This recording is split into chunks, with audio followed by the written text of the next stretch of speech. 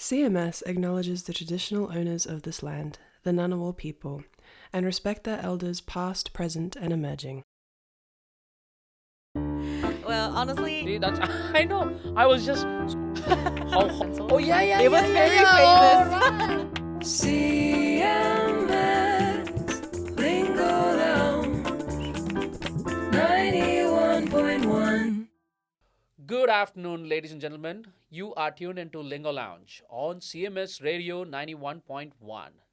Today is another episode to look at different traditions, different cultures, and different languages. And I have with me Francisca, also known as Andy. Yes. So Andy, you're gonna actually tell about yourself to all of our listeners. So why don't you just tell? I mean, I know who you are, but for the larger audience, why don't you tell us who you are? Do I look that way? Anyway. I mean, that way, this way, me way, everything is fine. Okay. Okay, so hello everyone. My full name is Francisca Andita, so that's where the Andy comes from. Oh, right. Okay. Yeah, I usually go by Andy in like English speaking settings because sometimes it's a bit difficult to get them to pronounce my actual first name. Okay. Yeah. So I come from Indonesia, as Santhosh has introduced. And regarding your question, actually, I do get that a lot. Like some people have asked, like, am I Chinese? Yeah. Or sometimes I get mistaken as like Malaysian or Filipino. So to clear that up, I'm Chinese Indonesian. So I do have Chinese descent from both sides of my family, which is Okay. why I do look a bit on the Chinese side. So yeah, there's a lot of us in Indonesia. I'm not gonna judge you by your looks, but you sound very Australian.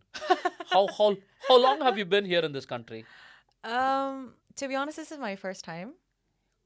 No, how long have you been in Australia? Oh, sorry. I have been here for 3 months. Where were you before this? I spent most of my time in Indonesia. Yeah, so Wow. I was born and raised there, and I worked there as well before I come here. Where'd you pick up this accent? I mean, like I've lived a sizable number of years in Singapore, and I've come across a lot of Indonesians. You seem to be having a very westernized accent. Like, how did you get that? Oh, thank you. First of all, I have to thank my parents for that actually, because Okay. my parents, fortunately, they were able to afford like cable TV. So Oh, I got introduced to back then it was mostly American children TV shows right. like Cartoon Network, Nickelodeon, those kinds of channels. So I think that's how I picked up my accent, and I do have a slight lisp when I talk in Indonesian. Like our country, like in our language, we have to roll our R's, and Yeah. I unfortunately I'm not able to do that, which turned out to be kind of a strength when I'm speaking English. So I Yeah. guess it kind of contributes to the accent. Wow. Okay. Sorry to come so thing on that. No, not But at all. yeah, It's really okay. nice. So you were born and raised in Indonesia. Which part of Indonesia? I'm a capital city girl, so I'm born and raised in Jakarta. Jakarta. Oh, okay. Yeah. Nice. Yeah, I've been there. You've been there? Yeah, I've been there multiple times. But it's wow, How crazy do you, city. How do you like it compared to Canberra? Crazy city. I'm telling you. I mean, Singapore is crazy equally. But it's got a kind of a structure to it. But Jakarta, I think the last time I came to Jakarta was 2018, 2019, maybe. 2019. Yeah. My goodness, the traffic was massive. It's hard. Oh, it is. Yeah. Honestly, a lot of us who come to Canberra, either got like a culture shock from like how quiet the city is, or we come here to exactly escape the chaos that you were describing. Yeah. For me, I guess I'm more of the second one. So it's seriously, it's been just 3 months since you moved here to Australia. Honestly, yeah. So before this, just 3 months back, you were in Jakarta. Yeah. So what are you doing right now over here in Canberra? I'm currently taking my master's study at the Okay. ANU. Okay. Which field of study? So I guess we'll have to trace it back a bit. So I did my undergraduate in international relations. Right. Okay. Yeah, but then unlike most of my friends who wanted to be diplomats, unfortunately, I don't think public service is for me. Oh. So, Well- but then there are a lot of aspects about like studying social sciences that I really liked. Right. And during my undergrad, I was quite active in debating clubs and such. So Okay. I thought maybe I should find a role that could make a good use of that. So I ended up working in a private sector, in public affairs. So Oh, right. Okay. yeah, a lot of communications jobs and like interacting with governments. And it brought me to my current field of study. So I'm currently taking a master's in technology governance. Oh, Yeah, wow. I know it sounds like really cool and high tech. Yeah. Basically, but basically the things that I study there is like how do we make rules for like new technologies that are coming up. Right. So, like for example, we learn in class. We learn about like how to regulate artificial intelligence, for example, like AI with like ChatGPT, Copilot, and everything that's going on. So yeah, a lot of a lot of intersection with my past studies as well, especially with my job. So yeah, I've Wow, been really okay. enjoying it so far. So it's So you're basically putting together all of the stuff that public servants would eventually use on how to use Copilot at work. Would you say that's what you're doing? I guess it's more of the opposite actually. So my job back in Jakarta, we deal a lot with like changes in like business regulations. So so for the past 3 years, I worked in like tech startups, and because Wow. like there's a lot of these digital products are not yet, they don't really have the regulations for that yet. Yeah. So part of my job back then, we kind of interact a lot with like ministries and regulators to discuss with them about what kind of rules would be effective Okay. for like our industry. So in my course in ANU as well, a lot of the things that we study is like what makes a good kind of regulation, and especially when you're regulating something that's very dynamic, like technologies like social media, generative AI. Everything changes so fast. So how do you basically keep up with that? And I took this course because of my job. Part of it is to like we try to advise and to advocate to the government to regarding like what kind of regulations do we actually need? What is something that would help keep our users safe while also not prevent us from like doing innovation and running our business? So that's why I'm taking this course basically. Wow. Wow. Very serious stuff. Very serious. Let's pull you back into the more layman culture, tradition, and languages Yes. side of things. So, as a kid, as someone as with Chinese descent, born and brought up in Jakarta, I'm guessing you are more than two languages. Am I right in saying that? Would you be speaking Mandarin, Bahasa apart from English, or?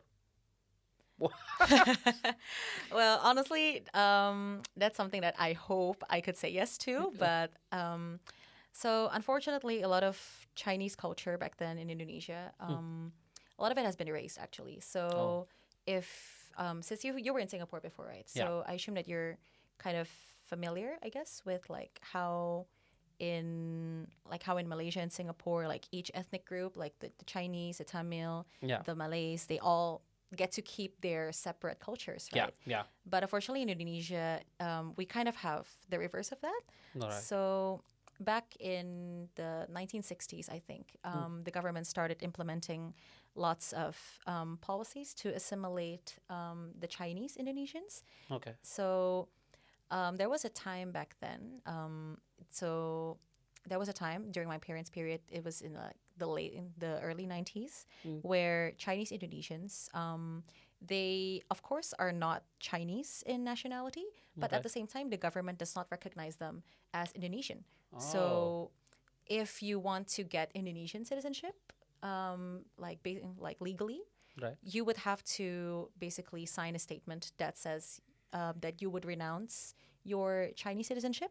Which I know it sounds kind of weird, right? It's because even though you have Chinese descent, you're born and raised in Indonesia. But then because of the policy back then, there's a lot of animosity towards Chinese ethnic group in Indonesia.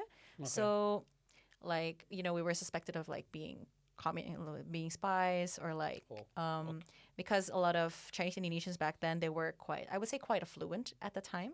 A lot of us worked as like merchants. We ran our own businesses, and there was, I guess, a lot of economic disparity at the time. So there's a lot of animosity from many Indonesians. So unfortunately, because of those policies, basically the government back then forbade a lot of Chinese cultural institutions. We weren't Okay. allowed to celebrate Chinese New Year. Ooh. Like Chinese schools were closed. They weren't allowed to teach Mandarin. Right. Okay. And yeah, a lot of us were basically, we had to change our Chinese names. Like, for example, my father. My father had a Chinese surname. It's Tang. Okay. Yeah. But then he wasn't allowed. But then I don't have that surname in my birth certificate. My sister was born in 1996. So that was before all the policies were implemented. Right. So she still got to keep that. But I didn't get the surname. Neither did my younger sister. Okay. And there was, and I also saw, like, in my family files, there's this basically statement letter about my father changing his Chinese name into an Indonesian name. So Wow. yeah, so a lot of grim history actually related to Chinese Indonesians, but fortunately, after the 90s, the president that came after that, basically he reversed a lot of the policies Oh. that that forbade us from expressing and getting and being part of Chinese culture. So Chinese New Year became a national holiday in Indonesia, Right. and right now, even though we don't really have like Chinese specific schools anymore, but with like private schools, they're allowed to like teach Mandarin as a second language. And a lot of Chinese Indonesians in my generation have started to pick up Mandarin again, especially because right now we know that China has been rising as a force in the global economy. So there's a lot of like commercial and business considerations as well, and Right. for my generation to start learning Chinese because they want to get higher wages. They want to work at Chinese companies. So yeah, a lot of like cultural dynamics between Chinese Indonesians and Indonesia as a country itself. Right. Okay. But still coming back to the question. So no Mandarin. No, unfortunately. Bahasa? I do speak Bahasa, yes. Okay. Very good. So we'll stick to Bahasa then today. How do you say hello or welcome in Bahasa? Okay, so welcome in Indonesia is selamat datang. Oh. So it's like Malay as well. Yeah. Okay. Selamat datang. Okay. Welcome to Malaysia. Welcome to Kuala Lumpur. It has that selamat datang. Yes, exactly. Okay. Oh, cool. Okay. That's nice. Okay. So which means then I probably know thank you. Is it terima kasih? Yes, exactly. Okay. Santhosh is very, very happy about so this. selamat is basically also, I mean, I think it's in the Philippines of thank you is selamat. Yes. Correct. Okay, I'm just mixing up stuff now. In Too many Tagalog, languages. it's salamat, right? Yeah. Yeah. In Indonesian, selamat, it's usually used to like when you want to greet someone or okay, like to yeah. celebrate. So, for example, when you want to say good morning, it's selamat pagi, right? Selamat pagi. Yeah, selamat correct. pagi. And then, but it's also used to like for like celebrations. Right. Okay. For example, we had just had Easter, right? So in Indonesian, Easter is like Selamat Hari Paskah. Hari Paskah. Paskah, yes. Wow. Paskah is Easter. Okay. Because I know Selamat Hari Raya, Yeah. which is I think more the Muslim festivities. If I'm Yeah, right. we Hari Raya. also use that like during Raya. We Right. we say Selamat Hari Raya Idul Fitri. Yeah, correct. Yeah, okay. Yes. Cool. Wow, I know a little bit. Okay, good, good. No, I thought good. Maybe my travels back then kind of helped It certainly me. has paid off. Yeah, okay. So next thing in Bahasa is this is a section we do as if I were a traveler. Okay, so I mean every other episode we're doing this section called if I were a traveler. So if I were a traveler and I need to go to I have been to Jakarta, but if one of our listeners want to go to Jakarta, or I know Bali for a fact is Australia's second home, right? Every Australian's second home so is many Bali. Australians in Bali. Yeah, but think about those people who, when they go there, like how is this essential package of a traveler, right? There are a few things. How do I get to this place? How much is it? And yeah, like those kind of things. Let's break it one by one. How do I ask someone for directions? If I had to ask for how do I get to someplace, like how do you say that in Bahasa? Okay. So usually people would I guess the common phrase would be let me check. It's a hard actually. No, 'cause, no, like, no, as a please, native, please. like as a native Indonesian, sometimes I'm like, what kind of, how would I say this in a way that people Okay. can understand? No, easy way. Like, it could be a colloquial thing, right? Like, more like an everyday way of, oh, where is this place? Or how do I get to this place? How to get to this place? Or something of that sort. Let me think.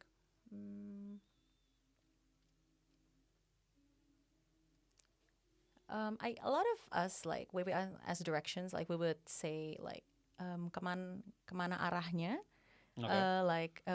where is the direction to like some place, yeah, okay. like kemana is like where, and Okay. like arahnya is like direction. Where's the direction? Oh, right, okay. Right, that's how it works. Because, yeah, in our previous episode with a Korean presenter, it was completely different. So he said that just asking directions, just that bit, could take about 2 hours Really? of a program, because he was like, there are so many different ways you can ask it. Even like how turn left, saying turn left could be in different ways, which I understand some. But you saying again, sorry, I missed out. Like, how do you say it again? Like if you want to ask like where's the direction, like kemana arahnya, Kamana aranya. arahnya. Arah. How do you, like, if you have to put spellings in English for the word? Kamana is okay. Yeah, like arah is like ARAH-nya, NYA.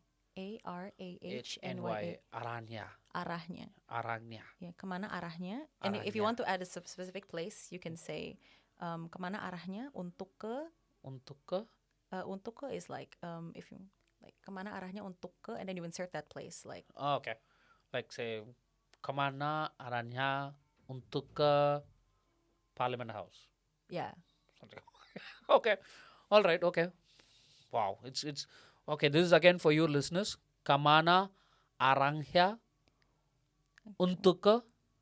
And And then then the you name. whatever place. Okay. Yeah. Cool. Or you can also ask like if you want, like if you're really unclear about how specifically to go there, you can also ask like bagaimana cara untuk ke blah blah blah. Oh. Bagaimana cara untuk ke? Yeah, Okay, bagaimana cara untuk this is much ke? more easier to pronounce, at least for me. I'm not sure. Yeah, so bagaimana caranya is basically like asking how do you do a specific thing? Yeah. How do you get to this? Okay. How do you? Yeah. Oh, How okay. do you get to the specific place? Yeah. Okay. Cool. Yeah. Cool. And how do you ask how much is it? Like how much something is, anything is like if I pick up a pen and then it's like how much? Yeah. Usually you ask like berapa harganya, like how much. Berapa? Berapa harganya. Harganya. Yeah. Berapa is how much. Harganya is basically asking like the price of the specific thing. Oh, right. Berapa Harganya. harganya? Yes. Berapa harganya? Okay. Yeah, and then you just show them that thing. Straight face. Berapa harganya? Okay. No. I'll get. Okay. The next thing is, okay, we've already gone through this. Thank you is terima kasih. Yeah. It's easy, guys. Come on. It's very easy. Right. So we know selamat datang. God, I've now forgotten how to get there. Wait. Say it again. I'm sorry. Oh God, Bagaimana totally. caranya untuk ke? Okay, no. Slowly again. Bagaimana caranya? Okay, yeah. Bagaimana caranya untuk ke? Yeah. Bagaimana caranya untuk ke? And then how much is berapa? Come on, you got this. What's the starting letter? Berapa? Berapa harganya? Harganya. Berapa harganya? Okay, terima kasih. That's good. Okay, good. No, this is good. First, we have said precedence. We've said this. Now, as we understand, I mean, there is a lot of cultural similarities between that whole cluster of Southeast Asia, right? Yeah. We would say like Singapore, Malaysia, and Indonesia. At least the three countries, very specifically amongst them. Have you seen that you were able to connect with any of the other cultures when you came here to Australia? Like, I know it's just been 3 months. That's why I didn't ask you much of the stuff. But I just want to understand. Have you seen a lot of an Indonesian community here in Canberra? And have you been able to connect with the wider Southeast Asian population over here? That's a good question. Of course, our diaspora in Canberra isn't as big as the ones in like Sydney and Melbourne, No, yeah. but it's we do have quite a sizable community in Canberra. So it's a mix of like students, young workers, and also there are also older people who have been here for quite a while, have established their lives here for years.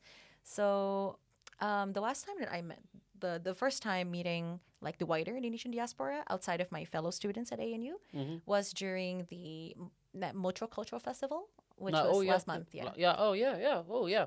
Oh, lucky you. So you've come in a really good time. So Yeah, so you did go into the multicultural festival then. I did. Yeah. I did. Okay. Good. Yeah, Good. and I actually volunteered Oh, okay. at the Indonesian diaspora stall. Okay. Yeah, so the like the diaspora community, they were opening like a stall at the Multicultural Festival, Right. and they were selling like some chicken satay. Oh, Yeah, right. one of okay. our national food. See, that's I know. I was just so that's probably what we were transitioning into. Like, I just want to understand a little bit more but it's just been 3 months. But how are you feeling it? Like, do you feel like Canberra or Australia, like when you would have left Jakarta, you would have been told that it is a very multicultural place. There's going to be a lot of exposure. Is it true? Like, have you felt that way after coming here, or is it more like, no, this is just another Western world with a lot of white people around, less of your own people? What's your feeling? I guess it's because I come here as a student, so I do get that multicultural feel, especially in campus. Okay. Yeah, so connecting to your previous question, I've been really fortunate to also meet like other Southeast Asian friends. Like I've had friends from the Philippines, from Thailand, Nice. from Singapore. I haven't met one from Malaysia. I hope I meet them soon. Okay. I've met one from Brunei as well. And Right. Okay. yeah, and I feel Wow, like Brunei, but not yeah. Malaysia yet. Yeah, exactly. That's the weird thing. Like I have somebody from Brunei as a friend, but I haven't met a Malaysian yet. Oh my goodness. Okay. Yeah, it's been If, peculiar. listeners or viewers who are watching this, Francisca needs a Malaysian friend. Yeah. Just in case. No, that's nice. That's nice. So you are actually facing that it is multicultural and it's got people from various backgrounds in that, but it's just in the campus. You mean? Is it outside the campus as well that you actually see it? Do you have that network? Or again, it's only 3 months, so I'm not sure whether my question is even relevant to you. But what are your thoughts? Like, do you actually see people? You've been part of the multicultural festival. You did volunteer. Did you get to see that there is an Indonesian association here? Like, is there a community association here in Canberra? Does it have like schools which teaches Bahasa for kids and stuff like that? Oh, okay. We kind of, I guess, when it comes to like the association, it's kind of informal. Oh, okay. So anybody who's Indonesian and is in Canberra, Right. basically, you're free to like join like community events. Okay. And actually, a lot of the community started from like actually religious organizations. So we have like we have a Catholic society, we have a Christian society, Right. a Muslim society. So I Yeah. think a lot of the Indonesian community started from those communities, Right. and then of course they reached out to like students like us and also other Indonesians in Canberra. So that's how we eventually got to like this like little big community that we have right now. And about the question, I would say that the diversity is more pronounced in campus. I guess it's because it's just easier to like see people every day Yeah. when they're like in the same proximity. But I would say that the Multicultural Festival really was a really interesting experience because I got to see like so many ethnic groups that Oh, yeah. I wouldn't have thought to be quite sizable in Canberra. Like I saw diaspora communities that I didn't see in my home country, for example, like a lot of Eastern European diaspora groups, and also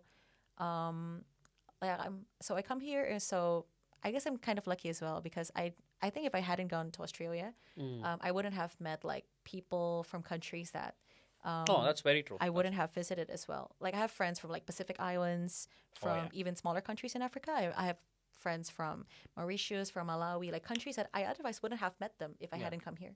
Oh, that's very true. You were mentioning about chicken satays. do you really think it's actually originated from Indonesia? No, I mean, I'm just asking because I thought it was more of a, yeah, the satays were more of a Malaysian thing. But anyway, I don't know. Your call. Ah, okay. Hmm. It's something that's a bit hard to pinpoint as well, because I think like even in Southeast Asia, each country has their own version of like skewers, right? Oh, yes, yes. Yeah. So, but in Indonesia as well, like different regions have their own versions of like satay. So Okay. the one that we sold at a multicultural festival is just like the ones that is more widely known. Oh, right, Yeah, okay. the okay. one from Java. But Ah. then yeah, but then even in Java, like each city can have their own kinds of skewers. Like they can be made from chicken, from beef, from lamb. So yeah, so like the food category itself is just very diverse. No, no. I was honestly, I was just messing around with you, but I was actually getting to the point where I wanted to check what's the most authentic Indonesian food, would you say is? Is there what? I'm also thinking on the side, like if I've had anything, but yeah, don't remember. Yeah, I think the ones that most people know like would be nasi goreng, Oh, fried rice. was it? I thought, God, okay. I thought nasi goreng was very Malay again. Like I thought the word in itself was Malay. Yeah. Okay, is Bahasa very common to Malay? Like now that's a question. Okay. Yeah, that's a good question actually, because historical wise, Bahasa Indonesia does have its roots from Malay. Oh, right, okay. So that's why we share a lot of common words, a lot of grammatical similarities. Right, yeah. Yeah, but at the same time, the Indonesian language itself, we have a lot of loan words from Dutch, for example, Oh, because okay. they colonized us for the longest, sadly. Oh, okay. Yeah, and also like each regional dialect and language, they also basically loan a lot of words that we use in our everyday language. So even though, like for example, like I'm not ethnically Javanese, for example, Right. but I tend to use like some Javanese words when I converse with my friends, just because those words are like already very common. Like basically the Indonesian language is like it has its roots in Malay. Like that's the foundation, but then you have so many loan words from like regional dialects from Dutch language as well. So yeah, it's a very diverse language. Mm. Right, okay. So nasi goreng, oh goodness. Oh, which means there are other goreng, pisang goreng, Yeah, so which is also okay, which is one of the yeah, okay, cool. yeah, that's one of our famous snacks as well. Yeah. Yeah, so this is actually something that I'd like to share a bit more as well, because when people outside of Indonesia talk about like quote unquote Indonesian food, a lot of the perception that they have is shaped a lot by the food that is most commonly presented in popular culture, like fried rice, nasi goreng, for example, or rendang. Rendang, yeah. Rendang is just quite famous as Yeah, well. yeah. And also nasi padang. Nasi padang, yeah. Yeah. Oh my goodness. It's like we are from the same culture. Yeah, exactly. I Yeah. miss all of them. No, God, I'm getting You hungry should now. come back then. You should come back. It's been a while. Okay, yeah, okay, cool. Nasi pandang. So no noodles. We do have mie goreng, but I guess the most famous Indonesian noodle is of course Indomie, Indomie. Yeah, because everybody yeah. loves instant noodles. I know. Indomie is what my daughter loves the most. Like if I give her Indomie all days of her school, she'll be more than happy. She'd finish her lunch like off. She could be Indonesian right now. You never. Good. Okay. That's the food. Okay. What? I know there's been a before we transition into this next topic. I know there's a lot of impact of the Indian mythology in Indonesia. Yeah. You know how that happened? You know why that happened? Like I know for a fact that both the epics like Ramayana and Mahabharata from India has been like watched about in Indonesia is what I heard. Like I've Yeah. also spoken to people. So when I spoke to them, they're like, "Oh, we watch all of your serials.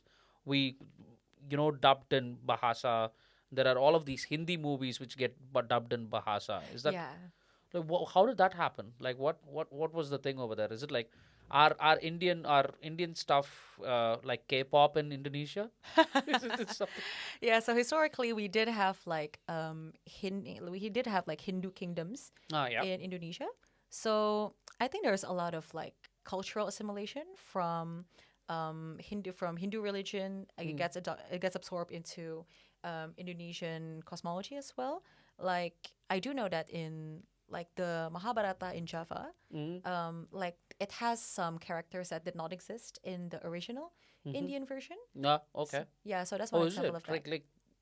like you added in characters? I think yeah, like in the past, like I think they added some like characters to the mythology. So even though it portrays the same thing as the Hindi version, but then there are some like characters and some stories that were originally Indonesian, especially Javanese, that did not exist in the Indian version. And there was a period where Indian pop culture was quite big in our country. Like Shah Rukh Khan was very famous back I then. know. Yeah. What's the deal? I honestly don't really have an idea either how that started. Because I mean, you weren't behind all of this when you were a kid. Like, were your parents or were you part of this whole growing up with I mean the Ramayana as a drama on TV or Mahabharata as a drama on TV. Were you used to watching any of them? Like, did you have that kind of a childhood? I did remember like some Bollywood movies would get broadcasted in our national TV. Wow. Okay. Yeah, one of the ones I remember is like the Magic Pencil one.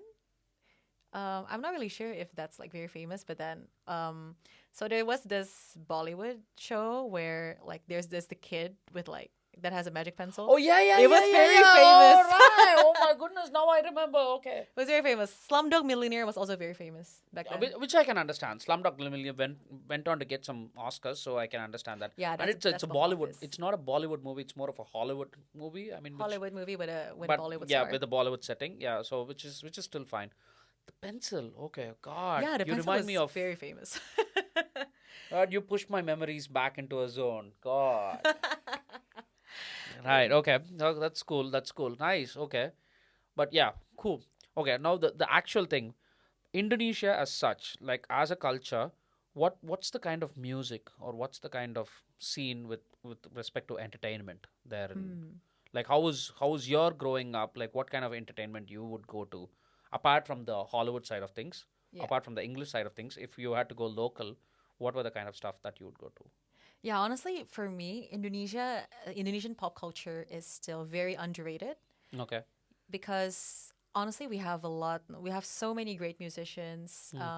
I do know that in Malaysia, a lot of our singers actually gained a lot of fame there.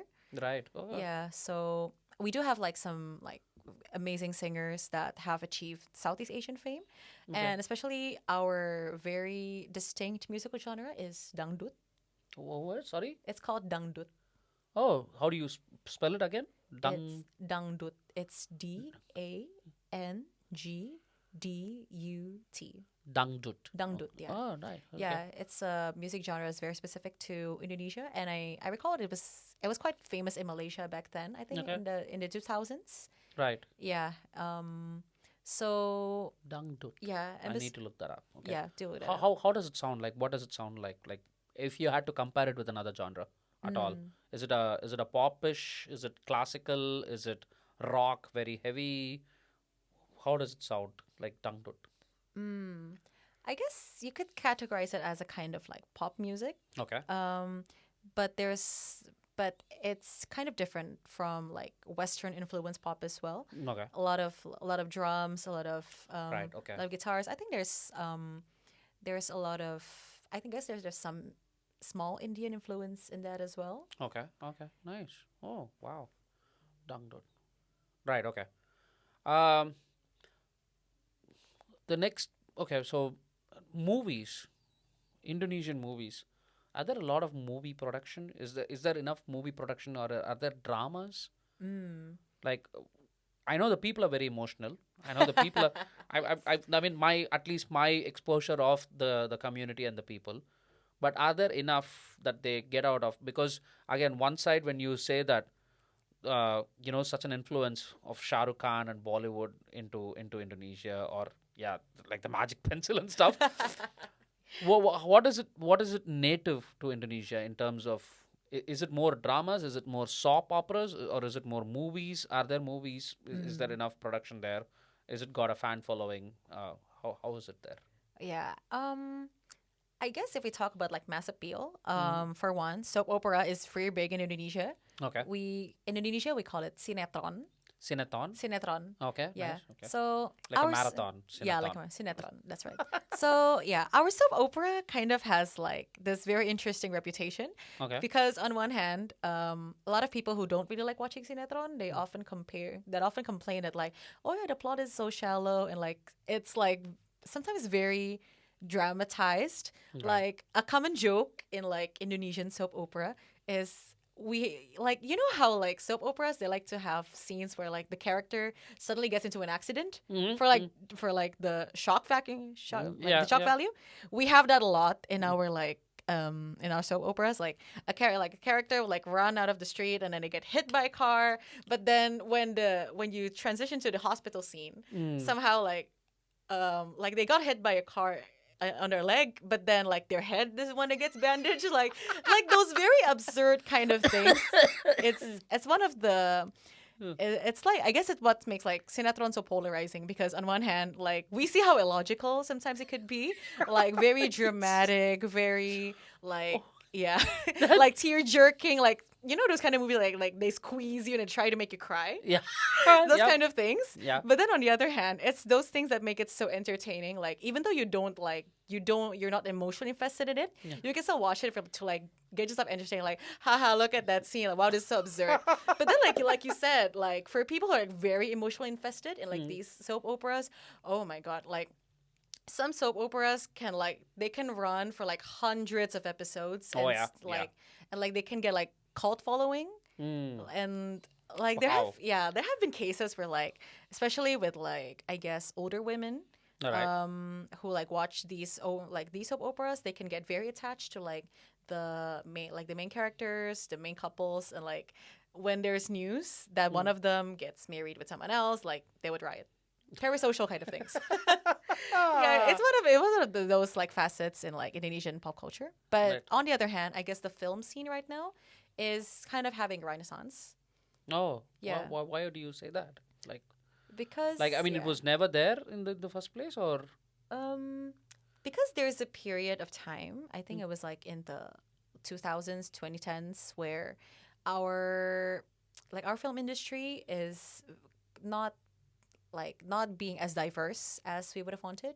Right. Like if we do have a lot of good movies, but on the other hand, there's a period where when production houses would produce like so many similar kind of movies, like there's this very specific genre of like softcore porn horror movies where like it's supposed to be horror, but then they put like lots of suggestive scenes for like mass appeal. So there was a period Oh. of time where I guess people in my generation were pretty pessimistic about like the local film scene Right. because like so many of the movies that were being produced were like stories of like those kind of suggestive horror movies or like melodramatic stories of like cheating and such, or like religious dramas. That sells, doesn't it? Yeah, It exactly. always, Because we saw that these are the things that were selling, but we were also looking for like dramas that are more diverse in themes. We do have some of that in the past, like we have like coming of age kind of things or like historical dramas, but right now, I guess there's a lot more awareness in like the Indonesian audience to like seek movies with like more diverse themes. Okay. And right now, a lot of our movies are actually exploring like stories about the middle class struggles. Like we have a Oh, movie. good. Yeah, Good. we have a recent movie that talks about like how difficult it is to like buy a house in this current economy. Yeah, We also yeah. have stories about like teen pregnancy and like how people are dealing with it and like Right. the Oh, that's conservative nice. culture. Yeah, okay. So yeah, I think because there's a lot more appetite from the audience in like receiving this more diverse themes, which also challenges the filmmakers to like explore these kinds of more, I would say, like more grounded kind of themes that Oh, could yeah, relate yeah. more to the people.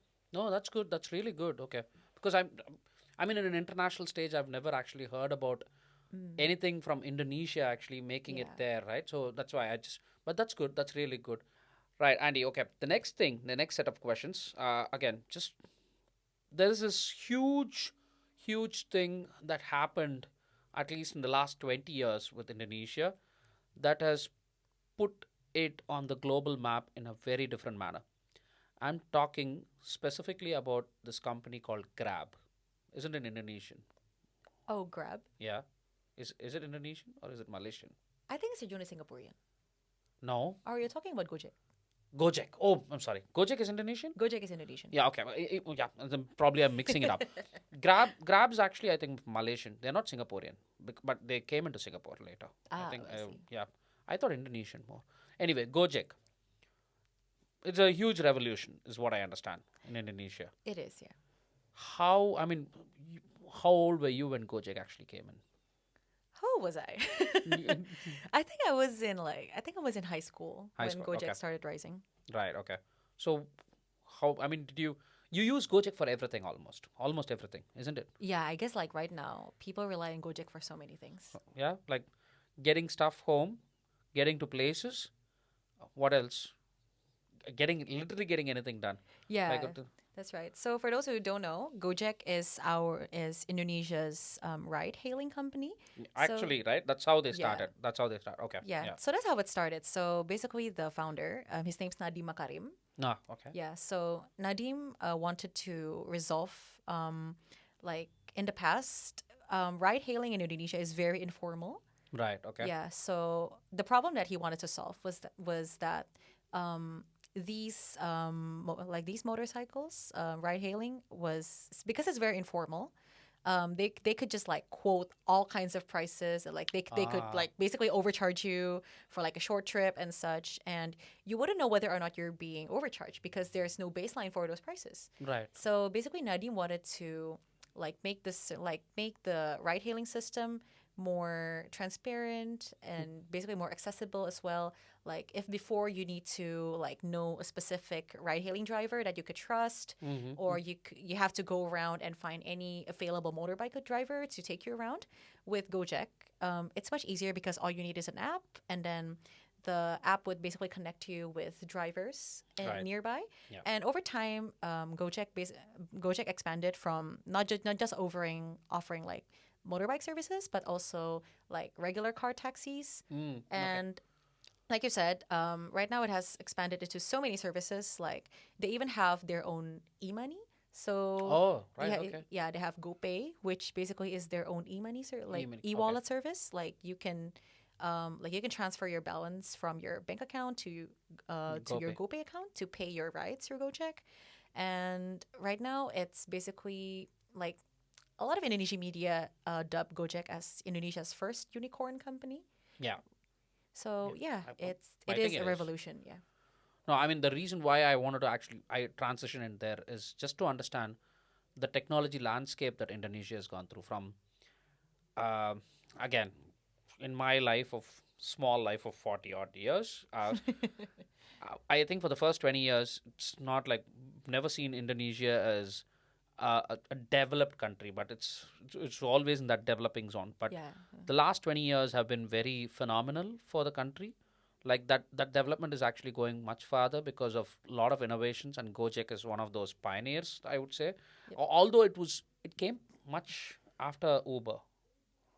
Yeah. Uber is, I think, 2000 or 99, 2000 ish, very close to that Y2K kind of a time, is what I understand. But Gojek came a little later after that. Is that anyway? Let's not go into the details. But the understanding is that it was started as ride hailing, but then ride hailing, but then it went into so many different things. Yep. And currently, I know there are a lot of startups, there are a lot of ecosystem that's going around within Indonesia. You just coming off like because I'm connecting the dots over here. You talking about what you're doing right now in ANU with your background back in Indonesia Yep. with international relations, technology governance. Just your thoughts on where the whole country is headed to. Just trying to connect again with why people are so much of an emphasis on technology. Okay. I think back then there was a lot of appetite in like trying to create solutions to like everyday problems faced by Indonesians. Right. Okay. Yeah, and I guess I'm not really sure if this is actually the case, but in my view, I guess a lot of these founders see like digital technology as an accessible way to solve these problems. Like Yeah. even if they're not going to like go down the entire iceberg, but at the very least, it could like make things easier, especially with how dynamic our everyday life is. Like we use ride hailing, we use travel booking apps and everything. Yeah. And I guess in the past, like with so many like Indonesian tech startups flourishing, the government definitely sees like digital economy as something that could be harnessed Right. to enhance the Indonesian economy. Yeah. I mean, Yeah. now that I've asked you this, I'm also thinking. I think it's probably also the population, right? Yep. It's just a wide array of middle class population trying to go through life day in day out, and anything that can make their life better, and that's being done through technology. I guess. I mean, that's what's happening in India. Like everything, you just sit at home, ta ta ta ta ta, press, and then it gets to your house. You don't have to step out. You don't have to do things. Yeah, That's- exactly. And I think that's the huge selling point of it, right? The convenience of just like all you need is your phone or your laptop and internet connection. Yeah, yeah, true. All right, okay. I've got this bunch of questions. This is going to be our last section. So I've got this bunch of questions, like more like a rapid fire. Okay. Okay. So we're going to do this very quickly for the last 5 minutes. Okay. First question: what's your favorite Bahasa word? What's your if you had a favorite go-to word in Bahasa, what would it be? What's your favorite Bahasa Indonesian word? Wow. Okay, that's tough. I do really love the word bulan. It's Indonesian for moon. Moon, bulan. Bulan. Oh, Yeah. So it's Indonesian for moon, right. but in another context, it's also Indonesian for month. It's what Indonesian for? Month. Month. Oh, okay. Yeah. Bulan. It's BHULEN or Yes. it's a Bulan. Bulan. Oh, okay. Bulan, yes. BULAN. Yeah, easy. Cool. Bulan. I'm gonna remember that. Bulan. Okay. Is there a word that doesn't exist in English but exists in Bahasa? Do you think? I mean, I don't know. It's not a rapid fire thing. You can take your time for this one. Ah, okay. I mean, I have this expression in Bahasa, but there is actually no literal translation for it in English. Good question. I'm sure there is, but at the top of my head, so in the Javanese language, actually, they have different terms for different types that people would fall down. Ah. Yeah, honestly, like we don't have those exact words Yeah. in Bahasa Indonesia itself. But then if you talk in like a Javanese language or even like Sundanese, Yeah. my parents are Sundanese. Okay. Like regional languages would have like those terms, which is Okay. which is really funny actually, because like when you say to somebody fell in Indonesia, you just say jatuh. Jatuh is like to fall down. Okay. But then, like, if you fall, like, if you slip down or if, like, you trip on your feet, like, Javanese people have different terms for those kind of things. Oh. Yeah. Jatto, but okay. Wow. Okay. That's a new thing. I'm gonna use this. Okay. The next one.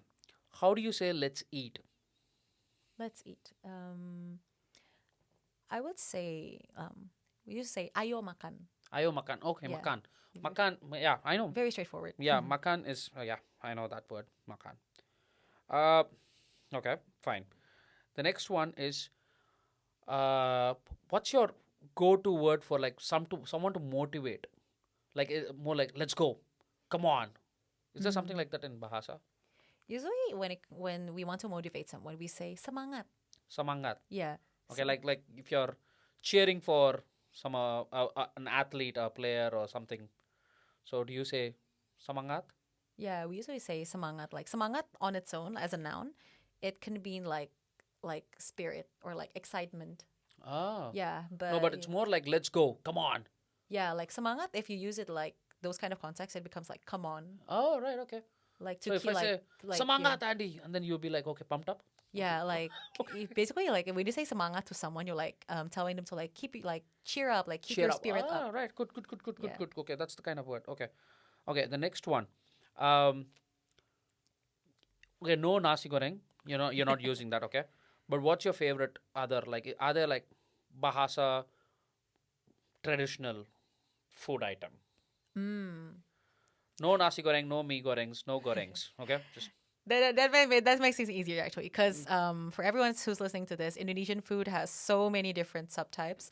Like each like when you talk about Indonesian food, I think you would get like more options when you dig into like different regional cuisines, because each cuisine has their own specialty and their own different characteristics. For example, Sumatran cuisine, like the ones from Medan, Palembang, they share a lot of commonalities with like Indian food actually, because there's a lot of Indian spice trade.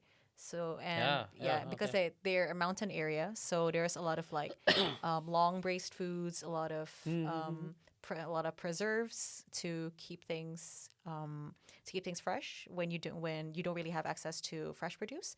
On the other hand, you also have cuisines in like more coastal areas, like in Sulawesi. okay. Yeah, Sulawesi Island, because they're pretty famous for their seafood because they're near the sea. Right. Yeah, so they're famous for their seafood, and there's a lot of Dutch influence cakes as well there. Okay. Yeah, and my personal favorite is actually Manadonese food. Oh. Yeah. Okay. Manado. Manado. is a city Okay. in Sulawesi. Oh, right. Yeah, Okay. so I think it's in northern Sulawesi. Yeah, and Manadonese food, like I mentioned before, it features a lot of seafood, but also because Sulawesi is majorly Christian, they also feature a lot of pork dishes Oh, okay. Okay. compared to other Indonesian cuisines. And one of their defining features is that they're very spicy. Oh, okay. They they're very spicy, and they're more fresh tasting, I would say, compared to some other cuisines. So a lot of like fresh chili sambal. Yeah, a lot of fresh vegetables as well. Dishes that would get cooked with like so many different spices. Yeah. Yeah. So sambal is kind of it's a must-have with almost all meals in Indonesia. Would you say? It's like it's a Oh, definitely. Sambal is basically a national condiment, and like every different regions would also have like their own styles of sambal. yeah. Okay, that's Exactly. what I was about to ask. Okay, so that happens in Indonesia as well. It's not like a one recipe for one nation kind of a thing. Yeah, exactly. Like most people would know like sambal ulek, I would say. Yeah. In like in the international setting, like those red chili sambal. But then when you come to Indonesia, like even in a single restaurant, you would have like different options of sambal depending on the food. Nice. Okay, we are talking a lot about food, and we are short on time, and I am very hungry. This is the last one. Thank you. Is terima kasih. Yes. Thank you so much. Okay, I remember. So I'm just going to wrap it out. How do you say bye? I would say in this context is sampai jumpa. Sampai jumpa. Yeah. Wow, I was so natural. So cool, eh? Yeah. He's a natural.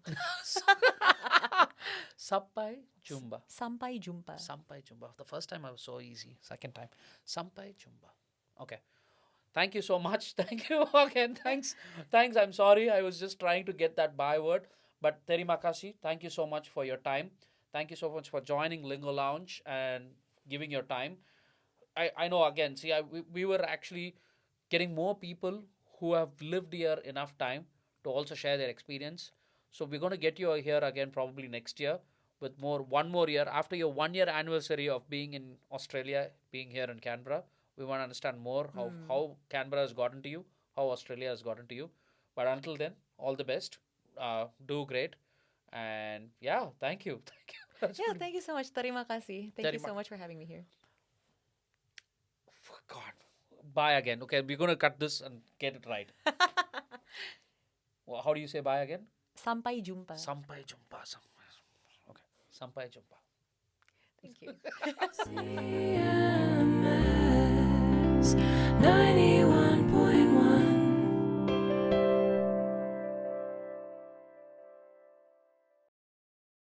This program is brought to you by the Canberra Multicultural Station, along with support from the Community Broadcasting Foundation, Lingo Lounge, where cultures hit the mic.